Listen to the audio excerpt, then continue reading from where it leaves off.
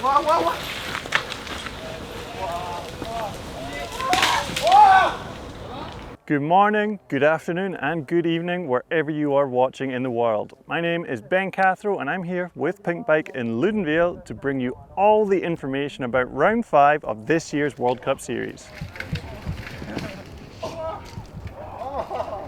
This is the first time there has been a downhill World Cup in Loudenvielle, but we have had Enduro World Series events here in the past, so the village is no stranger to bikes. The fresh track this weekend is exciting the riders with its soft dirt, multiple lines, interesting features and old school grassy turns.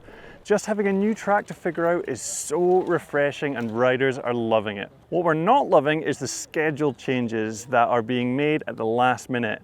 It's frustrating for organisers and riders alike that the weather isn't giving us a break this year. Thunderstorms are forecast for this Saturday, so everything apart from the elite race has been moved forward considerably in case the gondola has to be shut down. This is understandable, but one thing that isn't and has really ticked me off is that the organisers brought forward the closure of the rider sign-on by 1 day. If you don't make it to sign-on before it closes, you do not get to race. We know of at least one privateer who flew in from America to race that arrived, went to sign on at the previously advertised official time it should be open, and it was closed. No sign on, no racing. The dude used his own savings to get here. He was working to the official schedule and they just changed it and said, sucks for you, no race. It's just really disheartening to see the small guy get shat on, and I feel in this situation, they should have made an exception. He should be racing next week, so we'll try and give him a help and make up for it. Anyway, in a slightly more positive news, Camille Balanche has updated fans on her condition after her nasty crash in the wind last week in Andorra. She's very battered and bruised, with the main injury being a severe concussion. She is up and about, which is great to see, and she has been kept under observation as her brain recovers. Doesn't look like she will be racing again this year, but at least she looks to be making progress and should fully recover. It's been great seeing Luke Meyer-Smith back on track this year and showing us the insane speed that he has with an 8th position last week. Unfortunately, during practice today, he made a small mistake that snowballed into an awkward crash that popped his shoulder out.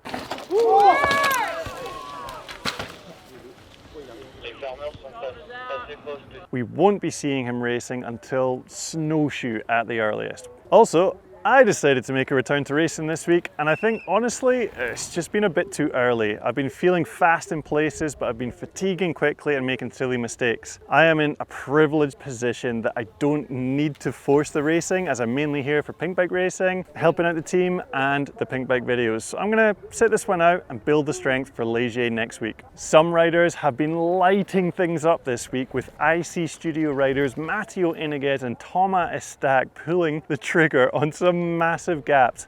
They had the other elites raising their eyebrows. Once the others knew it was possible, a load of others started giving it a try with various rates of success. Oh.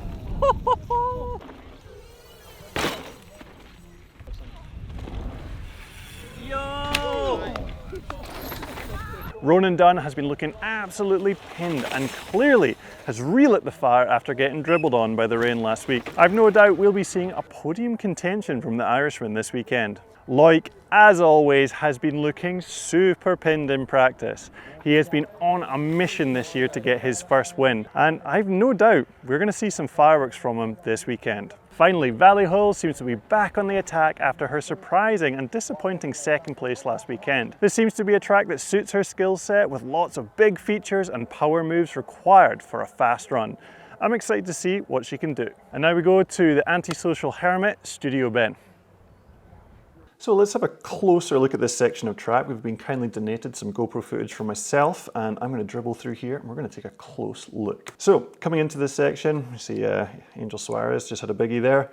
You come along this ledge and suddenly the lines open up and we have a lot of track to play with here. So you can see I'm heading up onto the high line to get a nice wide angle to arc out the turn and head on to the highland in the next section, which you will see in a second. You can see there's tire marks kind of everywhere. Some people are heading up here and then down into the next section. Other people are heading down here and then turning down into the next section. There's a lot of room to play with.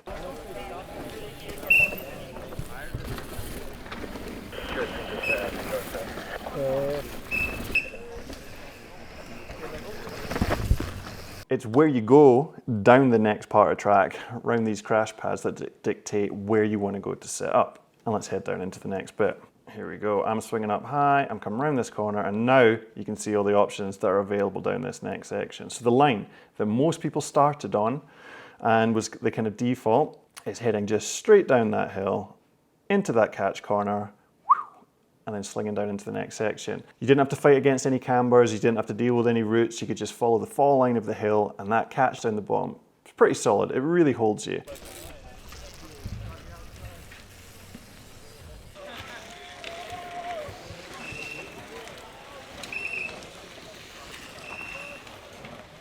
You can also take a tighter line into the section, which it feels more direct instead of swinging up high like I did. But look at this straight line I've opened up for myself. You can just head straight down there, full speed, no corners to deal with, super quick. There are lots of little roots and little holes and things coming out that can make it tricky, but in the dry, it's absolutely no problem, and that is no foreshadowing there in the slightest.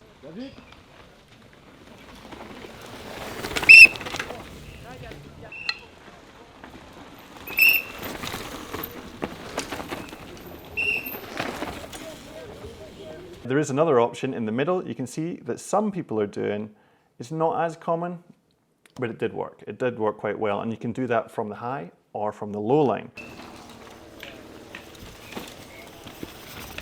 So yeah, it's the classic toss-up. Do you waste time setting up to then make up time through the section, or do you save time by diving straight in, but maybe lose time by not carrying as much speed through the section? One thing I will say, all the lines here are very tricky because it is such a steep section of hill. So let me continue on through this high line, see how it looks. Exceptional, wonderful.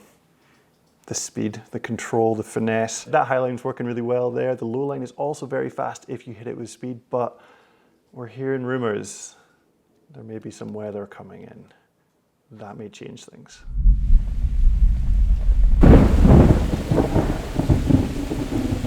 Well, unfortunately, Ghosty Ben is scared of the rain, so today you've got commentary Ben. And the riders don't seem to be happy. This is junior practice in the morning. Look at the queue. Right, here we go. First rider dropping in, foot out the rudder. He's gone for the high line and not made it. He's on the middle. Can he hold it? Oh, he's down. That looked gnarly. Yeah, you are correct, sir. This is fucking nuts. So here we go, next guy, he's got the rudder out as well, he's going, no, into the crash nang. Oh no, oh careful, no, oh no, you've forgotten your bike, sir. I have to say, this is not the cameraman laughing, it's the rider about to drop in. Oh, he's dropped.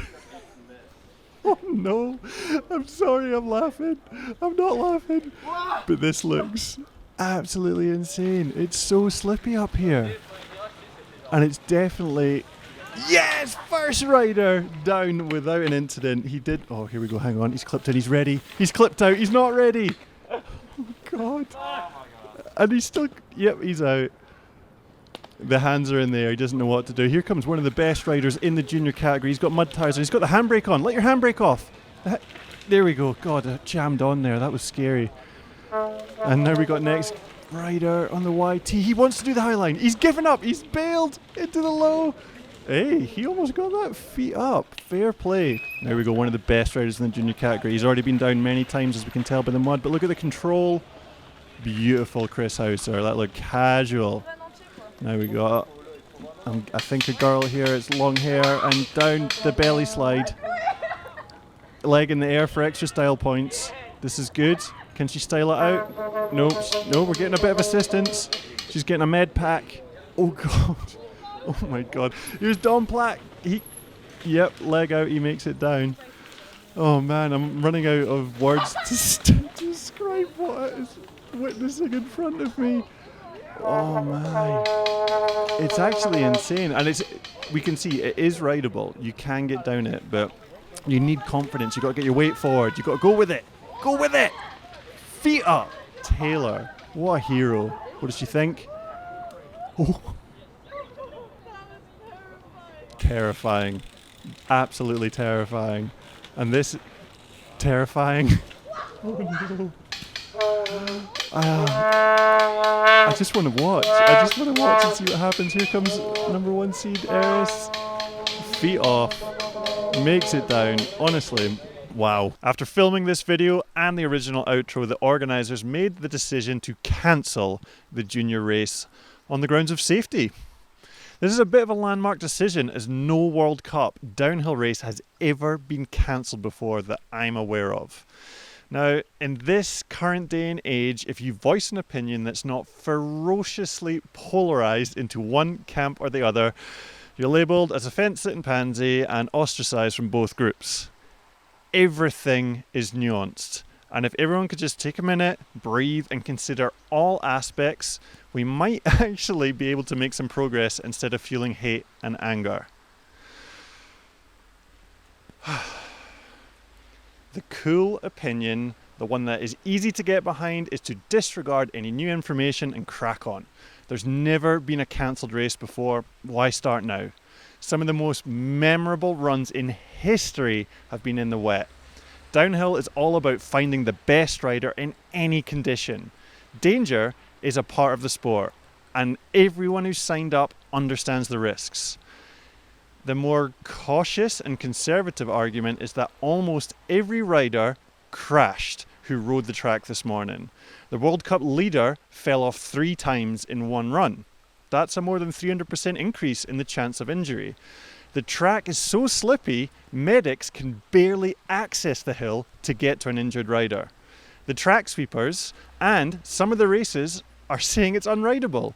The chance of red flags, course holds, and massive delays that push racing into the forecasted storm later in the day are high. There are definitely 2 valid sides to this argument. It's not just, UCI and ESO are trying to ruin this sport. On the contrary, they want the sport to be as successful and popular as possible. It's really in their best interest as the rights holders.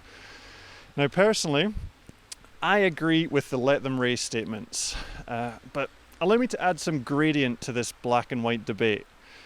I raced in Chompery back in 2007, and I am not embarrassed to say I did not manage to get down that track one time without crashing the entire weekend.